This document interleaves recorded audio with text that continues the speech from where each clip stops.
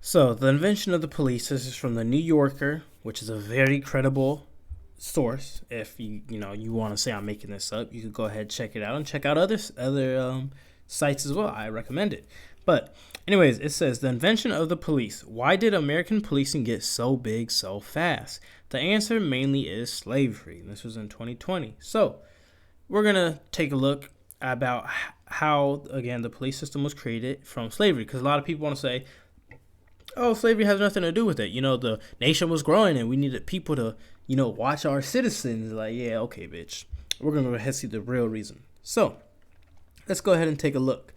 Look at these lovely gentlemen right here. Look at the little hats with axes. Don't they look very friendly and warm? Let's see. It says the Chinatown Squad, a notoriously harsh police unit in San Francisco in 1908. Oh, whoa. Maybe they don't look that friendly. Anyways, moving on.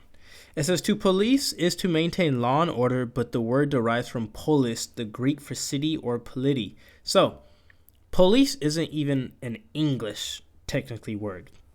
And it says, by way of politia, the Latin for citizenship. And it entered English from the Middle French police. So, came from Greek. Latin has a different meaning for it, and then the French created their word, which was police, and then the English took that and changed how added their own meaning to it. But the word came from all these places. But it says police, which means not constables but government. The police, as a civil force charged with deterring crime, came to the United States from England and is genuinely associated with monarchy, keeping the king's peace. Which makes it surprising that in the anti-monarchical United States, it got so big so fast. The reason is mainly slavery. So, stay with me, y'all. It's gonna be just a bit of reading, but just stay engaged. I promise it's gonna get good. It's gonna get interesting. And it says that history begins in England in the 13th century when maintaining the king's peace became the duty of an officer of the court called a constable. Aided by his watchmen, every male adult could be called on to take a turn walking a ward at night, and if trouble came, to raise a hue and cry. This practice lasted for centuries. And then a version endures. George Zimmerman, when he shot and killed Trayvon Martin in 2012, he was serving his neighborhood watch. So, as I said, the police came from slave catchers, the watchmen, and militia all into one. And those three ideas weren't even ours. As they tell you right here in English, they had, the watch, which came from England. And, so it says, the watch didn't work especially well in England. The average constable is an ignoramus who knows little or nothing of the law. Blackstone wrote, and it didn't work especially well in England's colonies. Rich men paid poor men to take their turns on the watch, which meant that most watchmen were either very elderly or very poor and very exhausted from working all day. So it was pretty much mandatory that everybody had to join the watch at some time, and they had to take care of their city in a way. But if you were rich, you could just pay someone to do it for you. And as I said here, it was the people who were poor and old that needed money. So what are poor, hungry, old people gonna do? And it says, Boston established a watch in 1631, New York tried paying watchmen in 1658, in Philadelphia in 1705 the governor expressed the view that the militia could make the city safer than the watch. But militias weren't supposed to police the king's subject. They were supposed to serve the common defense, waging wars against the French, fighting native people who were trying to hold on to the lands or suppressing slave rebellions. So the U.S., the United States, took their own watchmen and they said, oh, we should make this a thing across all states. And they tried paying their watchmen so that way people would want to join, but it wasn't working. Nobody really wanted to join and it wasn't effective. So a governor said, we should get the militia to patrol our people. And they made the point that a militia isn't to, patrol people, it's to keep outside defenses, or it's to keep outsiders out. So, it's for in case you get invaded, you have a militia, not to, watch over some citizens. But it does say they also were fighting people in their land. And it said native people, which is black people. I hate to break it to you guys, but Indians, yes, black people. I know indigo just means black, like real dark. So yeah. But it says fighting native people who were trying to hold on to their lands or suppressing slave rebellions, which again has black people. And it says the government of slavery was not a rule of law, it was a rule of police. In 1661, the English colony of Barbados passed its first slave law. Revised in 1688, it decreed that Negroes and other slaves were wholly unqualified to be governed by the laws of our nations, and devised and set a special set of rules for the good regulating and ordering of them. And then Virginia adopted the codes later in 1680, and they became known as the slave codes. So pretty much saying, okay, the citizens get to adhere to these rules and these laws, but if you're a slave, if you're a Negro, we're going to have different rules and different laws for you, which is the slave codes. Then there were the slave patrols. Armed Spanish bands called, I'm going to say this wrong, Hermanas, had hunted runaways in Cuba beginning in the 1530s, a practice that was adopted by the English in Barbados a century later. So, slave patrols came from the Spanish. Watchmen came from the English. As you see, this had nothing to do with the United States. They took, like they've always done since the dawn of time, they took from people and made their own. And it says the English in Barbados, they adopted a century later. It had a lot in common with England's posse comitatus, a band of astute men that a county sheriff would summon to chase down an escaped criminal. South Carolina, founded by slave owners from Barbados, authorized its first slave patrol in 1702. So, real quick, you guys got to keep in mind that when they say the Spanish, the French, the English, when they say these countries, I don't want you guys to think like they were thousands or they were hundreds of miles away. They were real far. You got to remember that the same time that the English, before they became the United States, the English were here. You had the Germans, you had the Spanish, and so you had a lot of different countries were all on this continent already. So that's why it was so easy for them to get ideas from each other, because they were literally next door neighbors. So it says, South Carolina, founded by slave owners from Barbados, authorized its first slave patrol in 1702. Virginia followed in 1726. North Carolina in 1753. Slave patrols married the watch to the militia. Serving on patrol was required of all able-bodied men. So that's where you guys get what's that shit called when you if they take your name, you had to serve in the military because you gotta do your dues. That's where they got it from. They just copied another country, and But it says, serving on patrol was required of all able-bodied men. Often the patrol was mustered from the militia, and patrollers used the hue and cry to call for anyone within hearing distance to join the chase.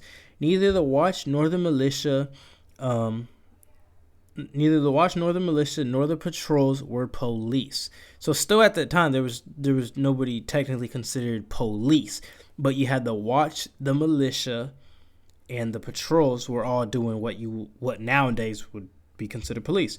And it said who were French and considered despotic. In North America, the French city of New Orleans was distinctive in having la police, armed city guards who wore military-style uniforms and received wages and urban slave patrol. So now we're looking at, okay, this is where they took it from.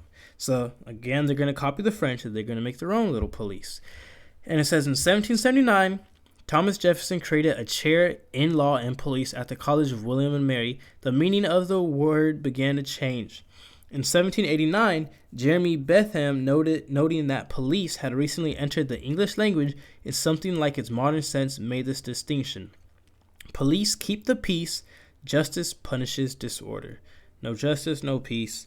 Black Lives Matter, kind of where they got that thing. No justice, no peace.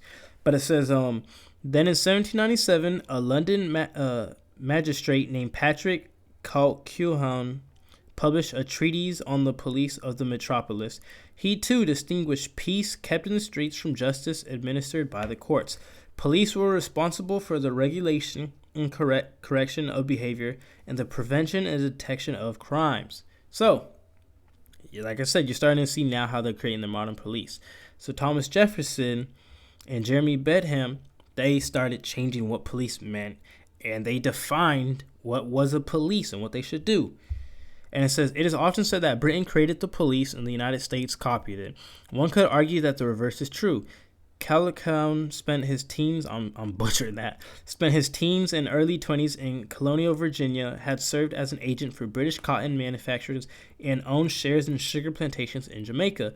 He knew all about slave codes and slave patrols, but nothing came of Callicoon's ideas about policing until 1829.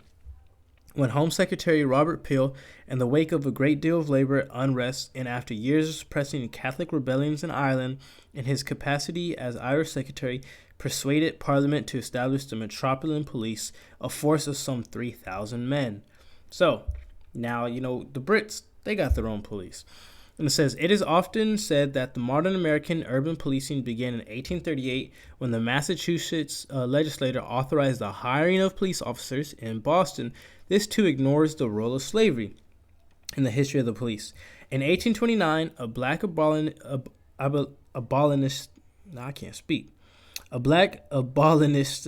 in Boston named David Walker published an appeal to the colored citizens of the world, calling for violent rebellion. One good black man can put to death 6 white men. I mean, he not wrong. He not wrong, man. Right? And it says Walker was found dead within the year, and Boston thereafter had a series of mob attacks against abolitionists. There we go. I'm stupid. Abolitionists, including an attempt to lynch William Lloyd Garrison, the publisher of The Liberator, in 1835. Walker's words terrified Southern slave owners. So, you had this brother who wasn't scared of the white man. He was trying to inspire his people to essentially rise up and, stop being oppressed. And add that with William Lloyd Garrison, who also wrote a book, shortly after, pretty much saying the same thing, like, we got to liberate ourselves. That's when the police became a thing, because Southern slave owners started getting terrified. Because there were a lot of uprisings, a lot of rebellions, a lot of, black people trying to get out of slavery, obviously, because who the hell wants to be enslaved? And it says, the governor of North Carolina wrote to his state senate, I beg you will lay this matter before the police of your town and invite their prompt attention to the necessity of arresting the circulation of the book. By police, he meant slave patrols in response to Walker's appeal.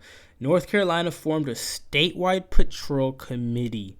So, the North Carolina's state senate, the governor of North Carolina wrote to his state senators begging them that they need to do something about this book, and they need to police people, aka arrest people who has this book. So, they, approved that, and they created a patrol committee. And where do we know patrol came from? It came from the slave patrol. So, instead of it being the slave patrol, it's now the patrol committee. And it says New York established a police department in 1844, so not too long after. New Orleans and Cincinnati followed in 1852. Then later in the 1850s, Philadelphia, Chicago, and Baltimore. Population growth, the widening inequality brought by the Industrial Revolution, and the rise in such crimes as prostitution and burglary all contributed to the emergence of urban policing. So did immigration, especially from Ireland and Germany, and the hostility to immigration. A new party, the Know Nothings, sought to prevent immigrants from voting, holding office, and becoming citizens. In 1854, Boston disbanded its ancient watch and formally established a police department. That year, Know Nothing swept the city's election. So, Boston got rid of their watch, who was watching their cities, watching the little towns, making sure there were no slave uprisings, and created the police department. So we see how it evolved from the slave patrol to the patrol committee to the watch to the police department. So, as I said, the police, yes, the whole point of them existing now is to technically be slave patrols and to, be on the watch. Moving on. Meanwhile, Americans became vigilantes, especially likely to kill indigenous people, aka black people, and to lynch people of color. Between 1840 and the 1920s, mobs, vigilantes, and law officers, including the Texas Rangers, lynched some 500 Mexicans and Mexican Americans, and killed thousands more, not only in Texas, but also in territories that became the states of California, Arizona, Nevada, Utah, Colorado, and New Mexico. So, for what, about, oh gosh, I'm terrible at math. Let me see. That's 60 years. So about for 80 years, you had state officials, you had law officials, and you had mobs, which was nothing more but white men killing, lynching indigenous people, aka black people, and Mexican/Mexican Americans. So you're starting to see how the police starting to get formed from racism. And it says the San Francisco Vigilance Committee, established in 1851, arrested, tried, and hanged people. It boasted a membership in the thousands. An LA Vigilance Committee targeted and lynched Chinese immigrants. So now we're starting to see it's not just black people that are having to suffer at the hands of the the white man. It's Chinese, it's Mexicans, and there's so many more people now to this day. It says the U.S. Army operated as a police force too. Because I told you the militia, which is, where they get armies from, but I told you the militia had to do with, slavery, and it evolved. It says after the Civil War, the militia was organized into 7 new departments of permanent standing armies. The Department of Dakota, Plate, Missouri, Texas, the Department of Arizona, and the Department of California, and the Department of the Colombian. In the 1870s and 80s, the U.S. Army engaged in more than 1,000 combat operations against Native people, aka blacks. In 1890, at Wounded Knee, South Dakota, following an attempt to disarm a Lakota settlement, a regime of cavalrymen massacred hundreds of Lakota men, women, and children. So, no surprise here, we have Caucasian people slaughtering people by the hundreds, and not only just men, but women and children. It says nearly a century later, in 1973, FBI agents, SWAT team, and federal troops and state marshals laid siege to Wounded Knee during a protest over police brutality. Pretty much what had happened was, I can't remember the name, but it was an Indian, it was a native, and he was protesting, or no, he had got brutalized and he got murdered, and so all of the Lakota started protesting, and that's why they needed the FBI and all these other SWAT teams. And what do Americans do best? What does the Caucasian do best? They do best at murdering and sieging. And moving on, it says modern American policing began in 1909 when August Volmer became the chief of the police department in Berkeley, California. Volmer refashioned American police into an American military. So that was kind of back then. If people still aren't, damn, what the fuck's the word? If people still aren't convinced that, the police came from racism and it evolved to what it is now, I'm gonna show you modern. I'm gonna show you a modern example. So it says Volmer refashioned American police into an American military. He'd served with the 8th Army Corps in the Philippines in 1898. For years, ever since Spanish-American War days, I've studied military tactics and used them to good effort in rounding up crooks, he later explained. After all, we're conducting a war against the enemies of society. Who were those enemies? Mobsters, bootleggers, socialist agitators, strikers, union organizers, immigrants, and black people. He just had to put He just had to put an emphasis on black people. So, if you guys still aren't, convinced, this is, the chief of police saying that he's going after immigrants and black people along with other people. And it says, to domestic policing, Volmer and his peers adapted the kinds of tactics and weapons that had been deployed against Native Americans in the West, aka black people, and against colonized peoples in other parts of the world, including Cuba, Puerto Rico, and the Philippines.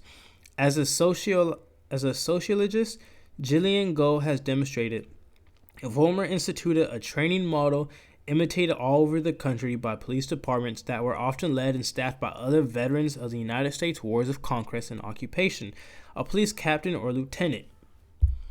Volmer-era police enforced a new kind of slave code, Jim Crow laws, which had been passed in the South beginning in the late 1870s and upheld by the Supreme Court in 1896. So the Supreme Court was backing Jim Crow laws. So yes, the whole system since the beginning of time has been to oppress black people, and I don't understand why these white people keep saying, "Oh, it's not a corrupt system. We're still fighting for you guys." No. You guys have never been fighting. And it says, we're going to upheld in the Supreme Court. It says William G. Austin became Savannah's chief of police in 1907. Earlier, he had earned a Medal of Honor for his service in the U.S. Cavalry at Wounded Knee, so where he, was killing Lakotas and natives. He got a Medal of Honor for killing them. He had also fought in the Spanish-American War. By 1916, African-American churches in the city were complaining to Savannah newspapers about the whole-scale arrest of Negroes because they are Negroes, arrests that would not be made if they were white under similar circumstances. So, the whole city of Savannah is saying that, this dude is racist AF. He's literally arresting black people simply because they are black. What's going on today? We got illegal search. We got illegal, police breaking into people's houses saying they have a warrant when they don't. We got all types of, profiling that's going on to this day. So since the beginning of this system, it's been happening, and it's still going to happen. And I'm telling people, to the end of this system, it's still going to happen. It says African Americans also confronted Jim Crow policing in the northern cities to which they increasingly fled. James Robinson, Philadelphia's chief of police, began in 1912, had served in the infantry during the Spanish-American War and the Philippine-American War. He based his forces training on manuals used by the U.S. Army at Leavenworth. Go reports that in 1911, about 11% of people arrested were African American. Under Robinson, that number rose to 14.6% in 1917. By the 1920s, a quarter of those arrests were African Americans, who at the time represented just 7.4% of the population.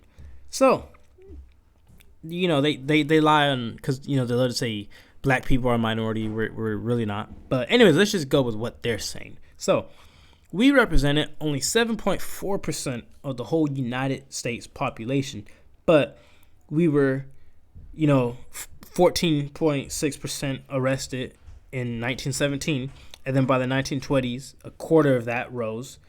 So you see how they're just locking up black people and arresting up black people simply because they black. And it says progressive era, Volmir-style policing criminalized blackness, as a historian Khalil Gibran Muhammad argued in his 1910 book, The Condemnation of Blackness, Race, Crime, and the Making of Modern. Oh, sorry about that. I don't know what the fuck my roommate was doing. But it says, as a historian, Khalil Gibran Muhammad argued in his 2010 book, The Condemnation of Blackness, Race, Crime, and the Making of Modern Urban America, police patrolled black neighborhoods and arrested black people disproportionately. Prosecutors indicted black people disproportionately. Juries found black people guilty disproportionately. Judges gave black people disproportionately long sentences. And then after all this, social scientists observing the number of black people in jail decided that as a matter of biology, black people were disproportionately inclined to criminality. So, as you got this historian here, and as we can verify in modern times, you got black people being arrested more. We got black people getting longer sentences. Because just the other day, I seen homie fucking ran over like 10 people, barely getting what a black person, or not even getting close to what a black person gets for fucking killing one person or for robbing someone. So we already know that. And then on top of that, they're saying that now biologically black people are more inclined to be criminals. Do y'all hear? Like, I'm telling you, since the dawn of the United States, they've been attacking black people. The whole evolution theory that, Charles Darwin created was racist. He himself didn't even believe in that shit. But anyways, also he was a Freemason, which a lot of people don't know. But yes, he was a Freemason. Not a surprise there. But moving on, it says, in 1965, President Lyndon Johnson declared a war on crime and asked Congress to pass the Law Enforcement Assistance Act, under which the federal government would supply local police with military-grade weapons. So now that's niggas got ARs walking around in the streets, police got all that now.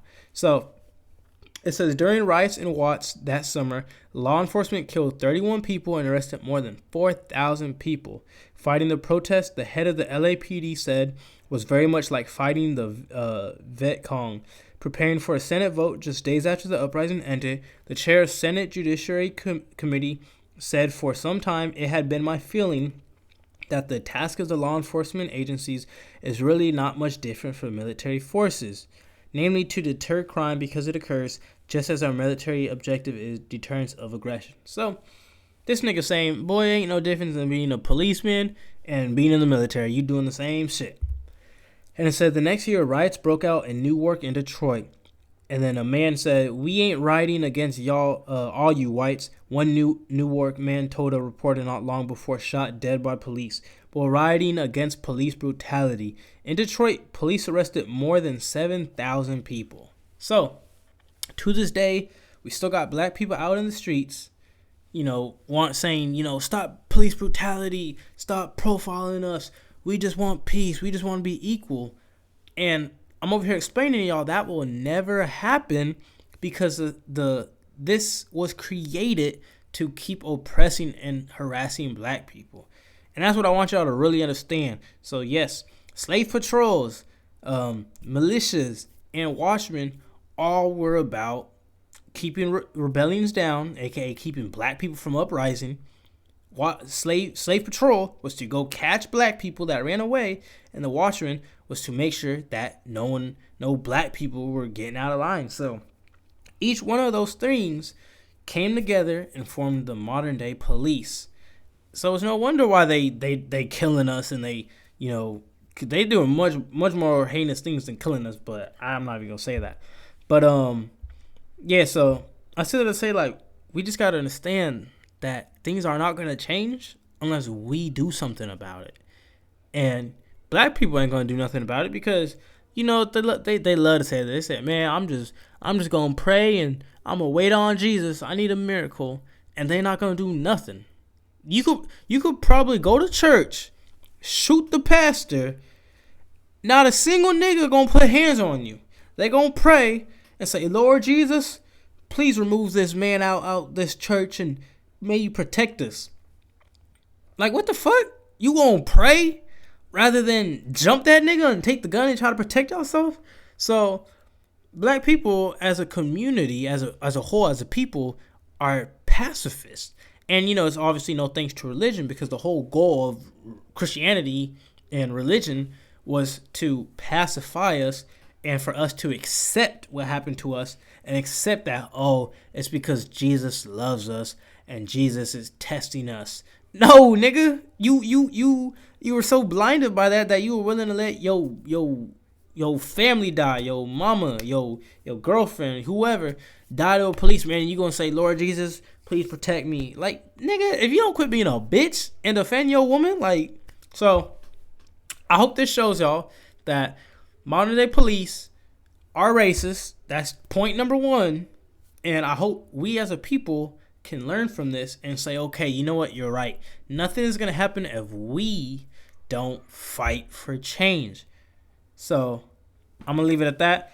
I'm going to have another video coming out, and it's going to be part 2, talking about how a lot of police are Freemasons, which, as I said earlier in the video, a lot of cops are Freemasons. And I have quite a bit of, information and evidence that I feel like could convince a few of y'all. So go ahead and stay tuned for part 2. But yeah, man, I hope y'all start taking matters in your own hands, man. Peace.